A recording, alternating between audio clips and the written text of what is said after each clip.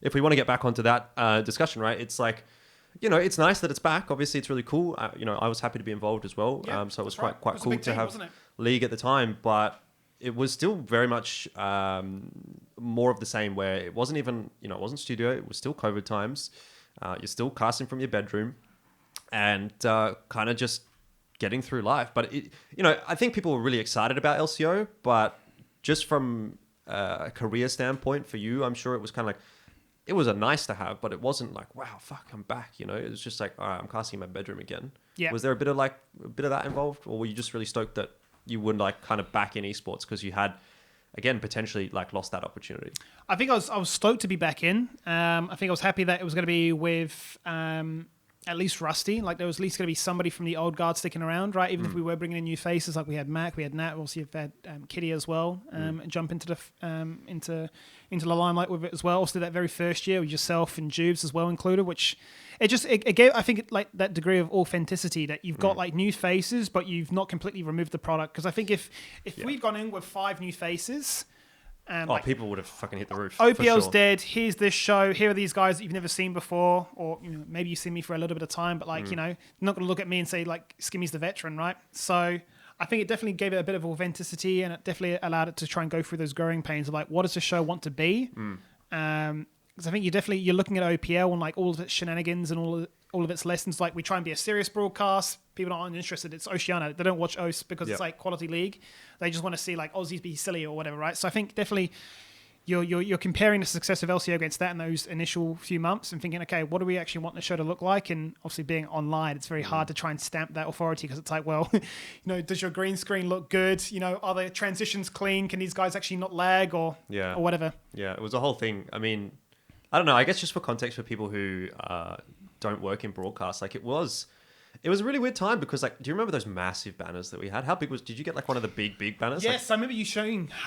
It's like the size of this room, right? Well, I mean, what you see on this camera shot was like, this is the back all the way back to here. Corner, and it would go all the way to the door, which is basically directly where Skimmy's sitting. You couldn't actually open the door. It was insane. It was huge. So they just set us up with like these absolutely crazy like home broadcast setups that I've never seen before. Like I had a PC from ESL, I had like a camera, I had a headset, I had a mixer, I had the fucking massive backdrop which just took up so much room in this room, and it was just, I had to position everything differently, like the computer was over there, and just to fit everything in. It was just insane. Like my entire life changed because of this. So yeah, I mean, to be fair, like as far as home broadcasts were concerned, that was a pretty serious business. Like that was serious business as it got for me at that point in time.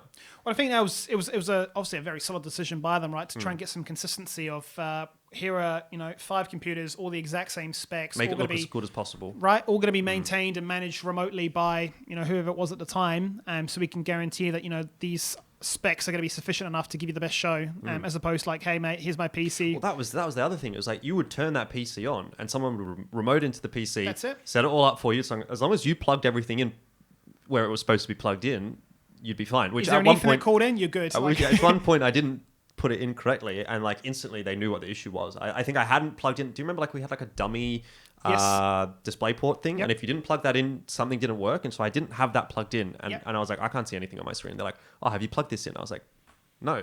I plug it in, it's like instantly it's fine. It's like, and you had no control of that screen. Yeah. So you're essentially sitting in front of your own monitor, your own desk. It was great. And you have no keyboard, no mouse, nothing. You're just basically like, whatever they put on the screen is what I can do. I loved that because normally when you're at home and doing a broadcast, like I have to get in the server, I have to get in the TS, I have to get in this, I have to set my camera up and this kind of stuff. It's like I just turn this computer on and someone figures it out for me. It's like the closest thing to going and walking into a studio and putting a headset on. It was basically that's what they're trying to resemble, right? Is the sort of studio environment, but from that sort of home perspective, which definitely made it easy, right? Because I think the only difficulty with that was when do you remember did you ever have the issue when a Windows update was happening on it and nothing would show on the screen, so you had to take out the display port and like had to use that little like gamepad to try and be like, okay, it was a keyboard and a mouse in one wireless that's it thing.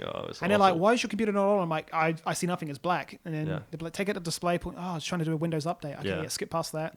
I mean, for what it was worth, it was probably the best we could have had, right? We had like studio lights, ring lights, the good cameras. Right. Lights too. Had like the proper, what do they call it? The DS No, DSR, that was DLR? that was the year after, or the season yeah. after, because You're right. when the first season we had like the stream cam With the webcams, that's right. time. No, you're right. You're right. Anyway, I mean, obviously, yeah, I think we're probably going a little bit too in depth. Probably only people who are interested in this are like casters. Move on. Or like production. They want to hear about what Skimmy was doing. Yeah. I mean, look, the thing is, like, there wasn't really that much to talk about, right? That year, it was like, okay, online season, online finals, you cast it, fine, like whatever. Like, it's nothing. It's not a big improvement in your career. It's not a massive milestone necessarily, but it's nice to be there. Well, it's cool to be back in the studio. I guess it was cool to like see everybody as opposed to being online. Well, split 2 finals was, I think, the only. Was it split 2 finals or split 1 final? I'm pretty sure it was split 2 finals of the first year. I think it was, because we all wore our colourful like fruit jerseys, right? The Mac shirts. Yeah. That was the first and only League of Legends studio show that I ever did, which is crazy to think. Like, it was a whole year of online. You were an shows. analyst on that one, weren't you? I was an analyst on that one, yeah. But yeah, I mean, this is kind of the context I'm trying to give, is that, yeah, like, it wasn't a huge year for you or for anyone, really, to be fair. Yeah. Which, again, sort of ties into me now moving on to 2022, and that is the main talking point. The first talking point was that, like, LCO moved back to studio. So it's finally like, okay, at least you've got that going. And it's been a long time since you were casting in a studio at that point. It's probably been like, 2 years. You did like maybe 5 weeks of OPL, as you said, when you moved initially to Sydney. But beyond that, like, the last time would have been Heroes, right? Yeah, it would have been a while. So 2018, 2017, so you know, it must be a breath of fresh air to like finally be back in studio and actually doing it seriously at the time. It was interesting because, yeah, I mean, 5 weeks of OPLs, you know, not enough to get a full picture of it, but it was certainly enough to sort of figure out like what their work scope was. And it was a case like you'd show up to the OPL studio and they'd like personally curated like makeup for you to put on. So you had to figure out very quickly, like, you stand in the mirror and just like dabbed us all on try not look like an Oompa Loompa, right? Like, try and blend it in very nicely and look good on camera. But then you had like the player studios, right? So you could actually talk to the players. You could do all of that. You could then, you know, play the games afterwards, right? We had that like Nick Plays League segment where you bring one pro player on and we're all playing like an ARAM together. So like having all of that and going, cool, like this is what the show is like, to then going into the studio at LCO and realizing there's not going to be the players here. We're not going to have computers that we can play on. You know, there isn't going to be any makeup. It's all going to be very much like, you want to show up in makeup? Be my guest. And to an extent, I feel like there wasn't even really an identity at that point in time, because you'd had a year or a year and a half or even a little bit longer, maybe, I don't know, whatever. I think it was a year and a half, because I think it was split 2 where you moved into the studio in 2022. I'm pretty sure split 1 you still did online.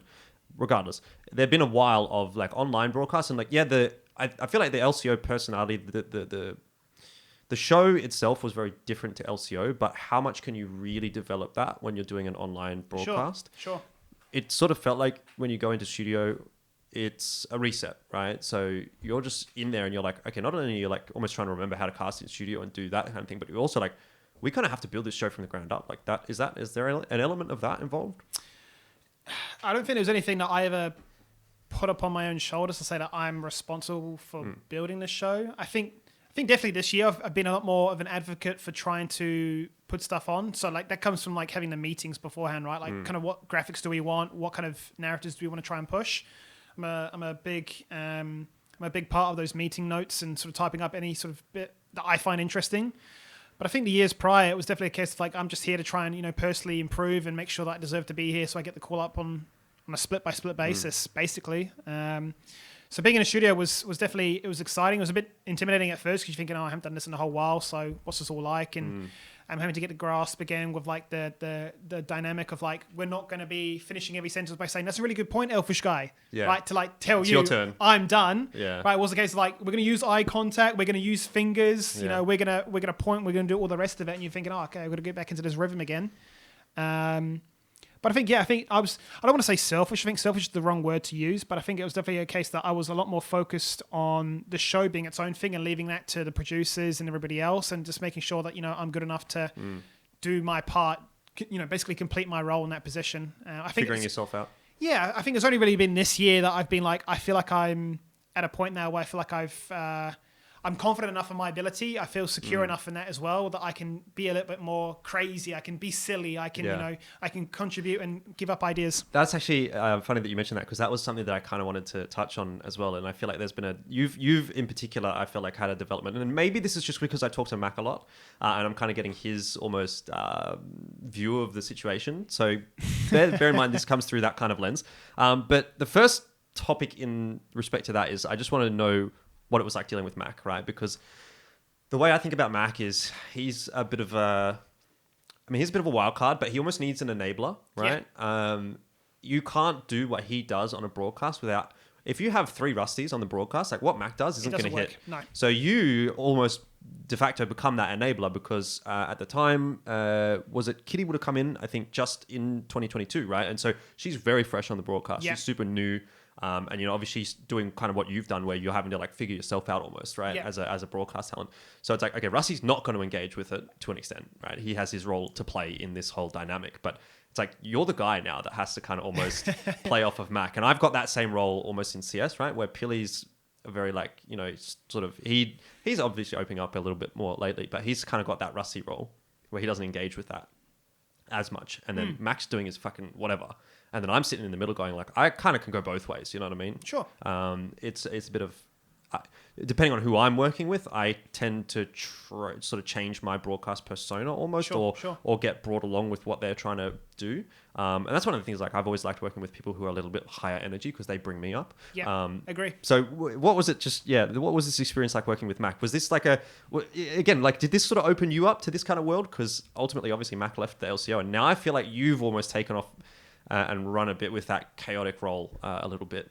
Well, I've tried to carry it on. I know when Mac wasn't brought in for this year, I was a bit, or for the split rather, I was a bit like, oh damn, like I really enjoyed that dynamic because it was very set that he would do something silly and I'd be like, come on mate, like what are you gonna do about it, right? And sort of egg it on and it would bounce back and forth, and then the other two would be like, what are these guys doing, right? That was the bit. So I definitely was at first like, oh, does that mean I need to change up completely because Nat comes back and obviously. You don't want to be super crazy and sort of like throw them under the bus or do anything that they're like uncomfortable with whilst they're like figuring out how they want their show to look. Yeah. I think as the weeks went by and obviously having worked with her before, I'd like to say we've got a good relationship going there. It was enough to be like, oh, well, I can just basically, do what I did before and like, you're going to pick up the banter and you're going to tell me to shut up and whatnot when need be. So it wasn't too much of a change. In the end, it still worked very much the same. But I think with Mac, I don't know if it was ever... I don't think we ever had a conversation like, I want you to behave like this. Yeah, you don't really. It just happens. Right? I think it's just like, I saw him do something silly and it was kind of like, oh, like he's allowed to get away by like acting this way. Like he's allowed to do this kind of stuff. I don't know if he really was, but right? Anyway. Right? So like, oh, he's doing these kind of things. Like that's kind of crazy. And then I think like a part of you was just like, oh, like a little bit more confidence would get built up week after or show after show. And you're thinking, oh, like I could jump in there, right? So maybe there'd be a time where like, he'd be like, it's time for the LCO champion conundrum. Like he would scream it out. Maybe he'd like throw it to me and I'll do something stupid or silly and sort of egg it on instead. So even like those like dare consumptions, right? There'd be the times where like, what was that? It was like, oh, do you want to see a magic trick? And like he would shake it up. I've heard this magic trick too on right? a CS show or two. So he would shake it up and then I'd be like, oh, shake it here, mate. Oh, do you want to see a magic trick? And it's just like this bit between us, right? And it just happens so naturally. I think that's the best part about it is it's organic. It's never been forced banter. So I really enjoy working with Mac. I just thought it brought a great element because I know there'd be critics out there saying he doesn't know what he's talking about, like he's silver or bronze or whatever it may be. So like there's no authority in his game knowledge, but I don't think he's not brought in for that reason. He's there to be an entertainer, right? He's there to bring energy. So I think if people are approaching in a way like you all need to be master, grandmaster or above on this couch, it's like, do we need to really be like, I mean, I think you've got obviously 2 people like that, right? Rusty and Kitty can kind of fill that game knowledge gap, and then Max completely on the other end. And I feel like you're obviously sort of somewhere in the middle where I'm just like a gold plat pisser. Like, I'm just like, I know enough. I know enough to do my job, right? I know enough to do my role. I don't need to impress anybody, but like, oh, I'm a challenger play by play. Yeah. But then, as you say, you got ex-pro player Max who can do that. You got Rusty obviously can lean upon it as well. So I felt like it was a case of, not unfairly, but like, why does that need to be thrown in the ring? Like, oh, he's bronze, he doesn't know what he's talking about, because he's not there for that. He's just there to bring energy, to make everybody else maybe open up. Yeah, it certainly was a vibe for sure with that broadcast. And the other sort of facet to that I wanted to touch on was, obviously you mentioned a little bit earlier, right? You're now pretty much an exclusive duo with Rusty. Obviously, I'm sure in a pinch you've cast with a couple of other people at times, but like, when myself and Juice moved off of LCO, the 2 casters were you and Rusty. And, I felt like even in that first year, like, I don't know if I'm sort of thinking about this wrong in hindsight, but I felt like I cast a little bit more with Juves than I did with Rusty. Like, I think at the time you guys might have, like, you guys were on the finals, for example, and, Juves and I were on the desk and stuff like that. There was a lot of times where I was working with Juves and you were working with Rusty. So it almost felt like maybe there was an element of that, whether it was on purpose or not, that you guys had started to almost become a duo, but it very much, by the time you get around to 22, was like, okay, well, you have to be because you're the only two casters on the Yeah, show. So yeah. I just want to talk to you about working with Rusty, right? And sort of properly committing to having a caster duo because, again, like this is probably the first time for you in like a very long time almost that you've actually had that. So has that sort of changed up the way that you've sort of worked? And, you know, do you guys obviously like work on it as a duo, or are you just sort of like getting a little bit more comfortable now? Or what's the whole situation like with having Rusty as a duo and, you know, having him as a co-caster? Yeah, I don't think we've ever sat down and really had like a sort of a meeting or a mapping out of like, all right, for this game, I want us to sort of like do this, and this, and I want you to hit these beats, and I want to try and do that. I think we've sort of just naturally come to know that like I'm going to do something silly or whatever, and he's there to catch it, and as opposed to maybe in the past be like, what the hell's this guy doing? Right. Like if I do something stupid, he's just like, oh, classic Skimmy doing that again, right? So it's like that gets picked up upon. I think a lot of it was probably helped more so outside of casting, probably just from playing games at home, really. So like we play ARAMs, TFTs, other games, or just vibing, just like hanging out in Discord with other friends too.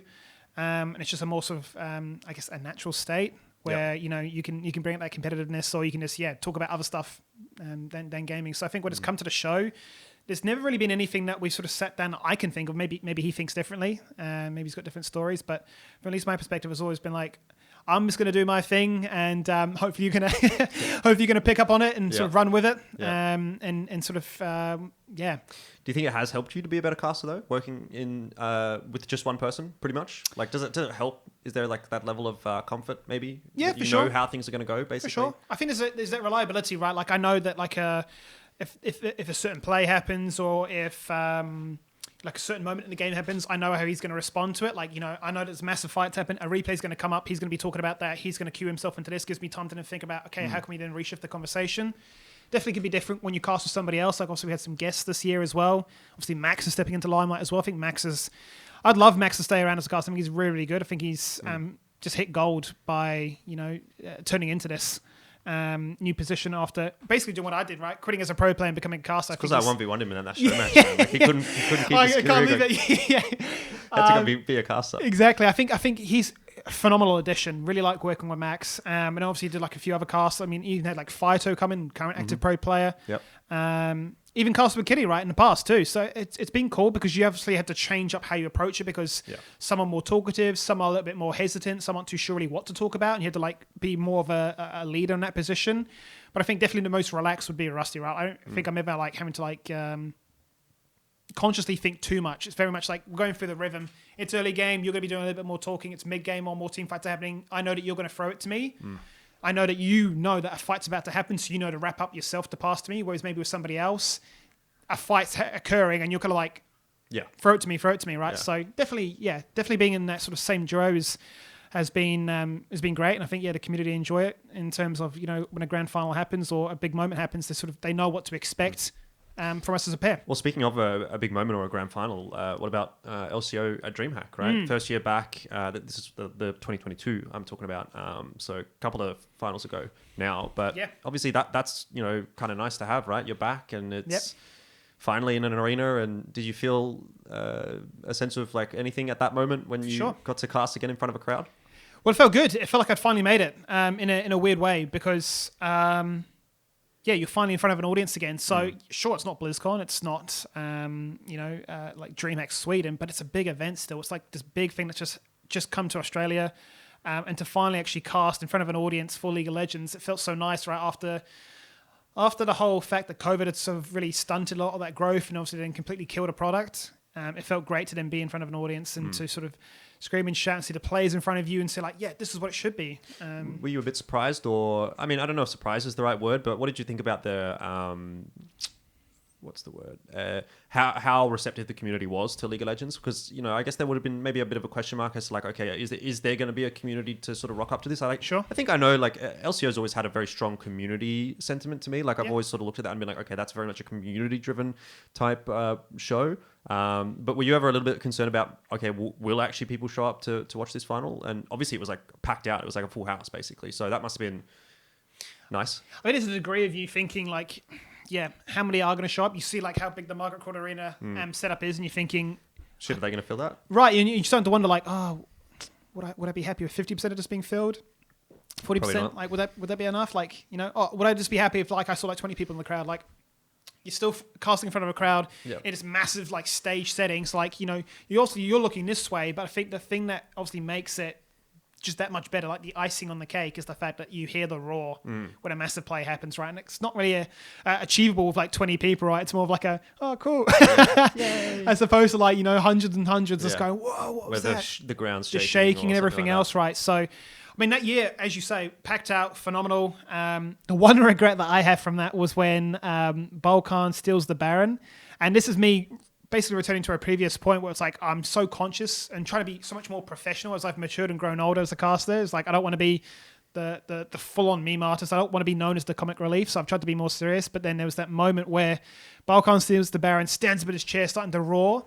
And I just wanted to drop the F-bomb. I just wanted to be like, what the fuck was that? I think you should have done it, honestly. Right? You know, like, and maybe if that situation rocks up again, you do it. I remember I did drop an F-bomb at Dreamhack Melbourne this year. And after I did it, I was like, holy shit. Like, I was thinking, like, I literally said it. I just said that. I said, what the fuck was that? Like, after JT clutched on Ancient, he clutched like a 1v3, like a ridiculous 1v3 or something with a stupid shot. Yeah. And I just was like, I felt it in the moment. I was like, this is the moment. I have to do it. If I'm going to do it. But I didn't really think about it necessarily. It just sort of happened in a way. And no one said anything afterwards. No one even mentioned it. Well, it's funny you say, because like I remember kicking myself afterwards because I'm like, that would have been the perfect moment for it. It would have really like sealed the deal, in my mind at least, right? And I think there's that moment where it pops up into your head and then you quickly shut it down and go, oh, but I can't, like I'm afraid of the consequences. And then speaking to Tim afterwards, he was like, bro, that was the time. Like you should have said, like, that would have been perfect. Like that would have been a great clip to look back on. LCO as well is the show you can get away with it on. Yeah.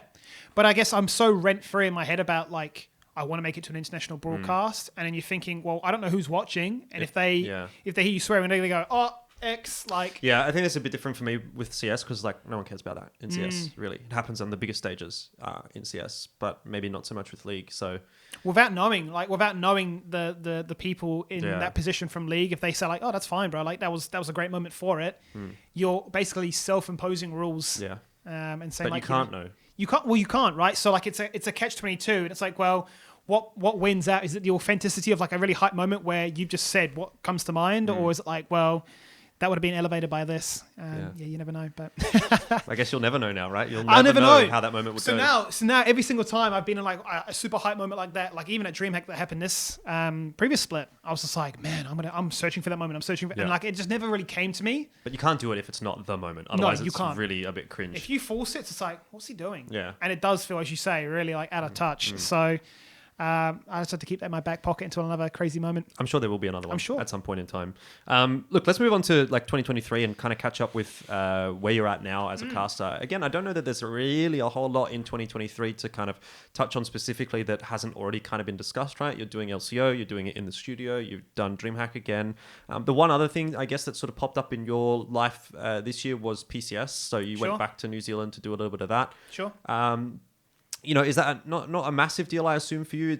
I don't know, it's weird because like I'm a little bit out of touch with the league scene now at this point, but the way I look at PCS is like, in theory, that should be maybe a higher tier product than the LCO, so to speak. Yep. But I just think for you as a caster, like maybe it's not that big of a deal because it's kind of just like, okay, you're going back home, you're doing it in studio.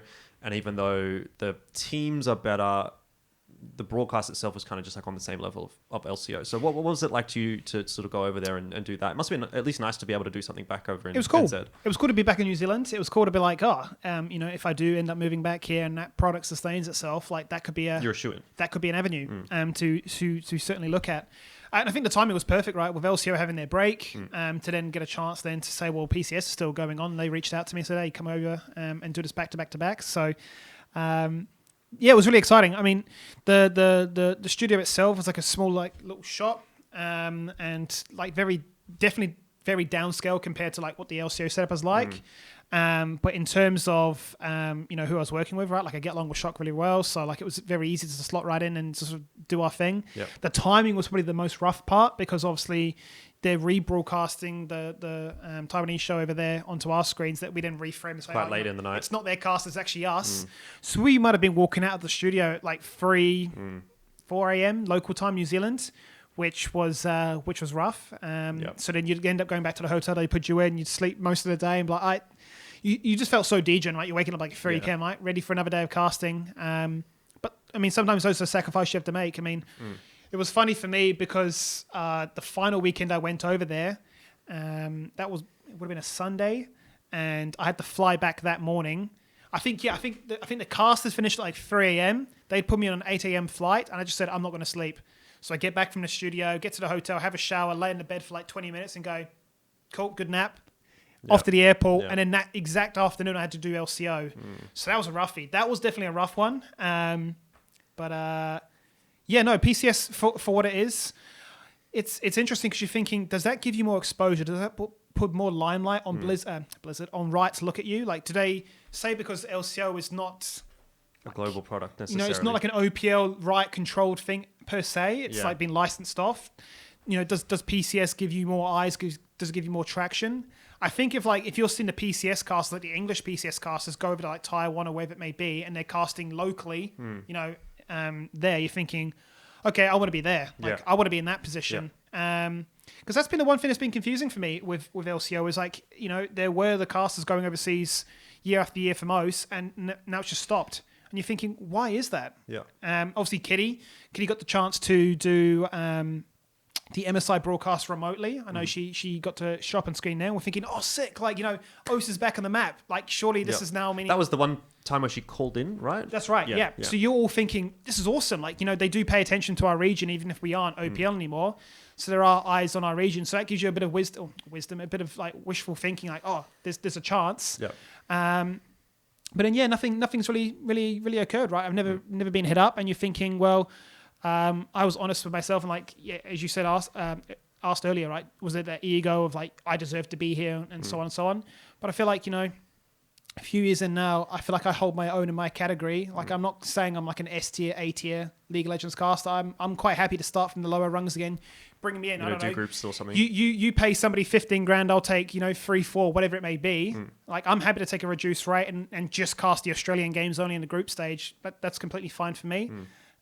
But yeah, just like to get that opportunity. Yeah, I think that's fair enough, and obviously that's again always the drive that Oceanic casters have got. I suppose in relation to that, I wanted to ask you, what does that kind of do to your motivations and your drive for improvement and that kind of thing? Because like this was actually a question that I wanted to ask you, right? Where you've almost already gone straight into it, where you've sort of talked about the aspect of not being not really seeing the avenue or the pathway necessarily. I wanted to ask you, like, do you think like you're just geographically challenged? Like that's the word I like to use when talking about Oceanic casters. So that was the way that I was going to kind of frame this discussion.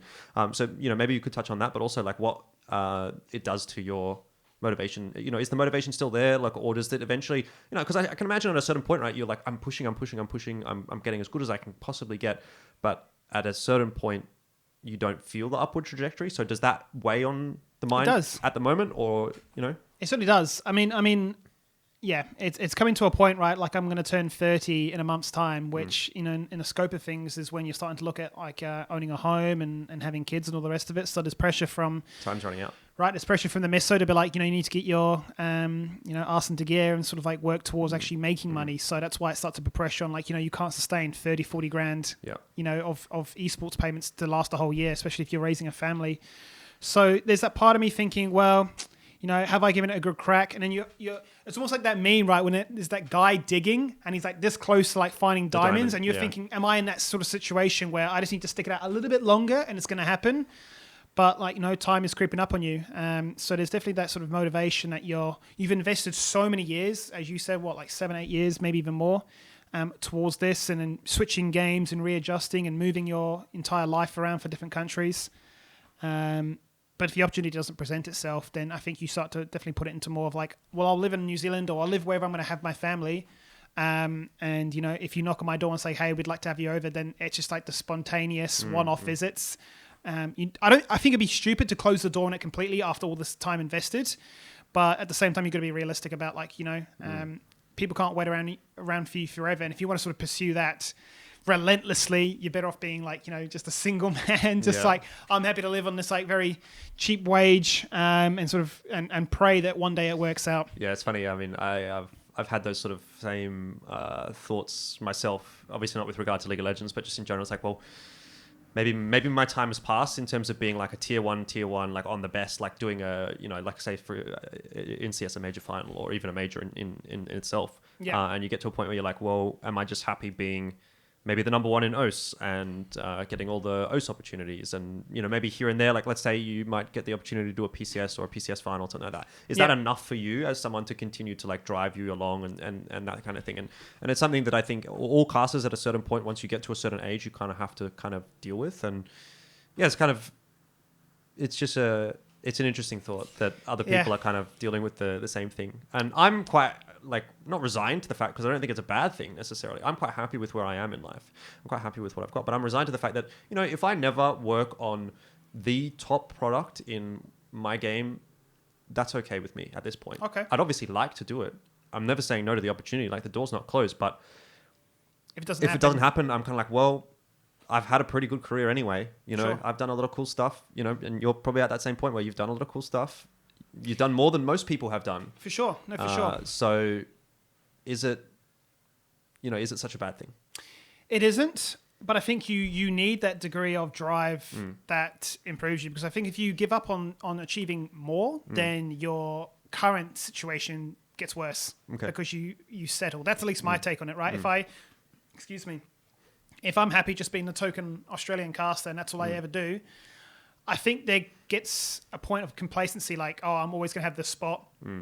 I'm good enough to be here, but not good enough to go overseas, so I'm irreplaceable. And I don't know if like my ego would ever feel it in that kind of regard. I don't feel like I would ever get to that sort of big-headed state, but I don't know. I would love to prove to myself that I can switch games and reach the same heights. Yeah. And I just need that opportunity. Do you think, how do I phrase this question? Okay, I'll start by saying, with regard to opportunities coming your way nowadays, I think for a caster, it sort of feels like an element of it is your personal brand power. Sure. And that's, I think, now where my drive is in regard to casting. I don't know that for the shows that I'm working and the broadcasts that I'm on, that I can get a lot better than what I already am, right? Yeah. I get to do maybe 2 arena shows a year. Okay. I've done 10 years of studio shows. Not that I can't get better, but I'm at a level where it's like, it's almost not worth the grind necessarily to be like, okay, let me min max, I would say I'm at like 90%, and it's going to take me another 10 years to get to 100%, if that makes sense. Sure. Versus if I'm in an arena right now, like I've done under 10 arena shows in my entire career. That's where I feel like I'm getting a lot of the growth. If I do, every time I do an arena show, I'm like, man, I could have done that better. I could have done that better. Absolutely. Like, this kind of thing. Absolutely. Whereas with the studio show, it's like, okay, well, that was just another studio show at this point.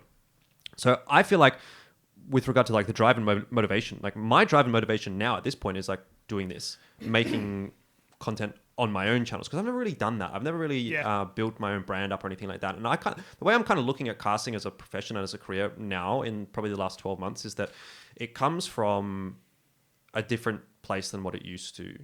Used to be you could impress someone and they would say, hey, we'll get that guy, even though he's a nobody. Even though he's just maybe he's a good caster. Maybe we just see the potential in him. Now I'm like, it's not even good enough to be just a good caster. Like you need to have something else. You need to have an X factor of some sort. So that's where I'm now like, okay, if I want to be on these bigger shows, and still a bit of me still wants to do that. I definitely want to secure things like IEM Sydney, sure. and that is never a guarantee at this point in time. So where I'm looking at it now is like the work that I need to do is outside of the broadcast. So have you ever thought about that in terms of like, if you think maybe, why am I not getting these opportunities? Do you ever look at that and say, well, do I need to do something else? For sure. It's been something I've struggled with a lot is social media brand and just, posting a lot. Like I know when I joined XL5 all those years back, they said you need to get a Twitter. And I was like, oh, great, cool, I'll make one. But then I've never been that big of a fan. Like I'll mindfully scroll reels and shorts and whatnot on my phone, but be much more of like a consumer as opposed to like a creator.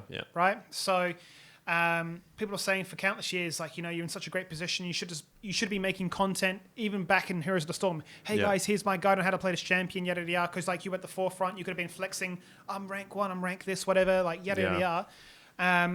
And I just had some degree of like perfectionism behind it. Oh, well, it's not going to be as good as I want it to be, so I'm not going to make it. Yeah. So GG, basically, right? Dude, I mean, I at this point, I'm over that, but I definitely had an element of that. It's I'm like, the biggest hurdle to get over. I can't do it good enough. I'm not going to do it. But now look at me. I'm like sitting in my fucking bedroom, and like this is kind of a nothing setup, right? It's just a fucking white wall. Like it doesn't look that good. People are watching this and going, "That's not a studio. That's not a podcast setup." It's like, fuck it. Like, But you just have to get you started. just got to do it. And it's I'm the learning every harshest- single time. Absolutely. It's the harshest reality is that like it doesn't have to be perfect, but it actually makes for such a fantastic diary log to look back on. If you look at your channel in like 5 years' time and go like, man, look at my very first video. Yeah. Like, how crap was that? It was awful. And look at where I am now. Like this is all because I've been grinding on such a consistent basis. And I think consistency has always been one of those key things, right? Like even with Heroes of the Storm, when I wasn't getting those big gigs to like fly to Sydney for the internet for the finals at the time, you know, people just said like you just got to keep showing up. There's going to be days where, like, you know, it just doesn't feel good. You didn't feel like your cast was too great. But as long as you keep showing up, you're going to be a face that people get familiar with. And it's taken me a long time to really apply that to the content space. So I, especially with Sue being here now, she's like, well, you spend enough time, you know, playing on your computer. You might as well put videos out there. Like, you're always telling me, oh, I did so-and-so. Like, that was like only top 0.1% of the yada. And she's like, well, put this out. Like, I'm sure there's going to be people out there that are keen to watch this. And There you go, right? I've just started recording all my dungeons and all my, you know, my raids and any other kind of content. I just go, here's a video, like Skimmy ends it on YouTube. that's right, yeah. Best Shadow Priest now. Whatever the fuck that means. Yeah. So I just upload the videos. I said, okay, you know what? I'm just going to make it very low effort. I'm just going to record and upload. I'm not going to dub. I'm not going to like try and put fancy graphics on because I just don't know. I don't know how to do that. And I don't understand the workflow, and it's just going to add too much time to it. And I made a habit of like, I'm going to release a video every single day. And I did that for such a long time.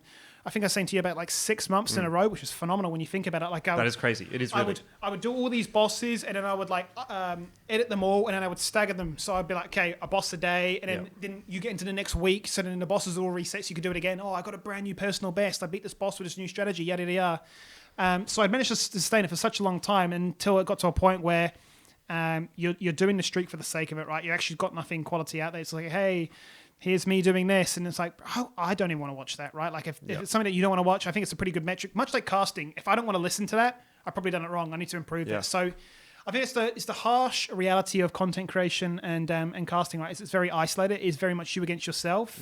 You got to beat your mental of like, oh, it's not good enough. It's not good enough. Yeah. Just post it and see what happens, and then some videos pop off, some don't. Yeah, I mean, is there ever a world where like, okay, you move away from casting and esports, but you're still kind of in the space by doing some sort of extra content of your own? Like, is that an avenue you've ever sort of considered?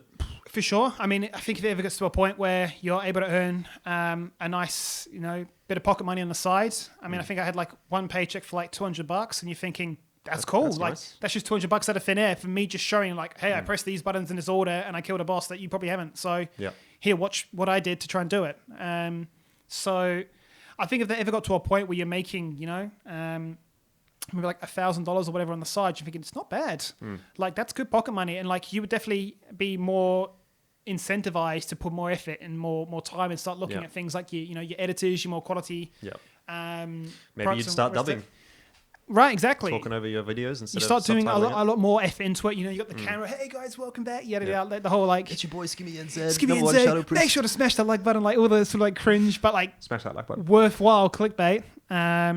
I know I've enjoyed it. It's been a good passion project to like keep me occupied, because that's always been the toughest part, right? Like what we're in right now. Once casting finishes, what do you do? What do you do for the 3-6 months that you're off? Because it's such a long break, and if you don't have something to keep you occupied, like sport, or a gig or a holiday or whatever it may be, you're just lost. I think I've cast like once in the last month. Yeah, but all I've been doing is making videos. You just wake up and you're like, oh, what do I do today? Stare out the window, play some video games again, scroll YouTube, play a bit of TFT, play like an ARAM. You're like, I'm bored, and it's like only 2 p.m. You're like, well, there's a long day ahead. Yeah, it is. But it's good to kind of have something for sure. And the thing is, like, I think, like, if there was a world where, you know, you've got what, like 2K subs or something like that at the moment on YouTube? I think somewhere around that. I think it's like 3,100. Okay, yeah. Well, so it's even moving up since I kind of last looked. It's not bad. But it's like, what's the world where, like, let's say you have 10K at some point. Like, if it continues in the trajectory that it is, it seems like it's going reasonably quickly. Yep. You get to 10K, you get to 20K, something like that, which is like still kind of low numbers as far as YouTube is concerned, but like, in terms of AU, like if you're talking about AU content creators, like obviously there's the mega creators that are like on the global stage, but like if you're an Aussie caster with 10K subs on YouTube, it's like, that's pretty good. Is that like top 1% already? That is the top. I don't know if there is an Australian caster that has close to 10K. You probably actually have the biggest like YouTube channel of an Australian caster, if that makes sense, even though it's completely unrelated to your casting. Really? Like just in terms of the content output. And I think nowadays that's kind of something that more and more people are looking at, but like, yeah, and even if it's completely unrelated, even if they're not looking at it and saying, oh yeah, we need to hire someone with X amount of numbers, do they not look at that and in a little bit in their mind just go, yeah, he's got 10 or 15K subs on YouTube. Like, he must be legit. Like, a little bit of He's that. holding their attention, clearly. Right. So what could he do on a broadcast? Does it add some kind of legitimacy to you as just an individual? I feel like absolutely it does. Yeah. Whether it's a metric that they have to meet or not. Well, I've always been curious about that because I feel like you certainly look at somebody on social media, and if the person's got like 50K followers, you're like, well, they've clearly done something to capture their attention. Exactly. And like, I think my Twitter is like 2-3K as well. Growing like, Twitter's very hard though. And Twitter for me, I've never understood it. Same with like Instagram and all that. Like, I just, you're your own worst enemy with this, right? Like, I can't be bothered going out every day, taking photos, posing in outfits. Yeah. You know, I mean, what I could do, right, is like you take snippets of the videos, you upload them to Twitter, and it's like, here it Make is, it right? short, yeah. Right? So, you know, you can definitely do things towards that, but I've just never been interested in it. But you've got to play the game, right? So you can say I'm not interested, but like, well, if you want to try and make it, that is another potential algorithm. It's kind of the expectation almost nowadays, where it's like, yeah, you didn't get into it for that reason, but would it help? This is what you have to do now to actually compete, because there are so many people trying to do it, and some of those people are just like naturally that kind of person, you know. Yeah. I mean, I think you can look at Kitty as a good example, right? She's naturally very, I mean, I don't know her personally super well. Oh, she's done such a good job. But she just seems like that kind of person that enjoys that kind of, you know, social media aspect of the position a lot more than a lot of people that I've worked with. I know people that don't even want to be on Twitter, but they're like, I have to have this for my work. Yeah. And you're inherently, if you're that person, you're inherently at a disadvantage. Yeah. Versus the person who's like almost addicted to Twitter and posting like multiple times a day, you know? Because we'd be in the LCO studio and you'd see like all of them, like Rusty, Nat, Kitty, whoever it would have been, all taking photos of their outfit. In the bathroom. Right? All taking their outfits, photos, posting online, getting their clicks and whatnot. And you'd never see me ever do that. I think I've done it once. I think I did it at Dreamhack, and I was just like, rare Skimmy outfit check, right? So like, even that in its own, you know, you've got to try and, I guess, connect with the community, the product you're working on more, right? So post in that regard. And then, here's my other content. This is what I do outside of my casting. That's like definitely the next barrier to try and tackle. But I think, having the content in the first place and then like getting a completely... That's what I kind of admired about it, is I think I've very rarely posted my YouTube videos on Twitter. I kind of wanted to see if I could grow that completely organically without posting to Twitter and saying like, hey guys, come watch this. And then suddenly you get like, I don't know, 100, 200 followers right off that. So it's been kind of cool to see that like that's worked on its own thing. And then you start to wonder, okay, like how much of this can I cross over and say like, you probably follow me on Twitter for LCO, but hey, here's what I do elsewhere. Correct, yeah. You know, do you want to watch this? And then you suddenly see your followers go down. It's like a self-fulfilling cycle. Actually, that's funny that you mentioned that. Probably when I release this, I'm going to lose like 1 or 2 subs. Because like a lot of my content on YouTube is CS related, right? Yeah. And you're a League of Legends person. So like, people who are following my YouTube channel are going to be like, that guy does not do CS. Thing. Absolutely. I'm fucking unsubbing. Yeah. And it happens. I've almost every time I release one of these videos, at least one person like instantly unsubs. And then I'll get like 5 or 6 more subs from like people who actually find the channel from it. But like, it's just like, fuck, man. Like, man, you couldn't give me a break. Like, what? One video with someone that's not my direct... Anyway, it is just one of those things. I've seen it happen as well, right? Where like I post... like for example with World of Warcraft, there's like 2 versions of the game. You got the old, kind of like RuneScape, right? Like old school RuneScape and current RuneScape. Yeah. So I'd post videos on both, and like the new version of the game would always give me way more views. But then I've like grown bored of that version, so now I'm playing the old school one like I did as a kid, and I'm just posting all those videos. And you'd see that your subs would just go down because people are like, I don't really want to watch this. Yeah. And I think like I very quickly was just like, there's no point like fraternizing over like 2 subs being lost, because it's like it is what it is. And it's like it sort of hurt me every time I see it. But I'm kind of like, well, the reason I'm doing this, and like the only reason I'm doing this right now, is like I'm genuinely interested in this conversation. Like I find it when I'm sitting here, I'm like, man, I didn't really know that about that person. I've had that moment like almost every time I've done one of these, and I'm like, you know, like even if no one's listening to this, at least it's something for me where I'm like getting to know someone, or you know, learning something or whatever. And at the end of the day, then that's kind of what matters, not the fact that I lose that 1 sub. And it's always for yourself, is what I've always had to say, right? Like, especially when it's at the start, when you aren't making a big wage out of it. I'm making nothing off this. You're not making money out of it, right? Like, it's just there for you to look back on and be like, I did something. And I think if I enjoy it, maybe there's someone else there that Agreed. enjoys it, you know? So hopefully that's the end goal. That's what we always hope for. At least 1 or 2 people. And hey, if there's 500, if there's 1,000, then that's even better. It's a GG win. If there's 10,000, then that's fantastic. But look, I think that's pretty much the takeaway. So yeah, I think that pretty much wraps us up for the chat. Skimmy, it's been about 2 hours, a bit over 2 hours. Big yarn. Yeah, Big chat. It goes faster than you think. Gets carried away, eh? Anything you want to say, like outlook on the future, or just shout outs or anything like that? to wrap it up? Yeah, I mean, I've always said big shout out to Tim and to Tess for obviously taking me in, making life so easy when I first moved to Sydney. Yeah, just big shout out obviously to the LCO having the faith to pick me up as well, to sort of see, I guess, what the OPL did. I like to think I do a good enough job on that show. I like to think that you can deal with the cringe and sort of I bring enough hype that you're interested enough to watch League of Legends. But yeah, the goal for me is still to try and make it internationally, whether that be me living there to work as a resident, you are the LPL in China, or you are the LEC in Europe, or you just get those random like call ups to go overseas for the big international events. That is still the goal. That's what I'm striving towards, and that's hopefully what makes LCO better as well. LCK would be nice. Would be nice. Yeah. Would be nice. Maybe I'll try and scout that out whilst I'm there. Well, I hope at the very least we get to see you on Worlds or MSI at one point. I think MSI this year is probably a bit too late, but maybe Worlds this year. What we need is, much like the Women's World Cup, we need them to actually host the Worlds here in Australia. True. Yeah. Come on. You know what to do. There's so many passionate fans here, surely. Fingers crossed.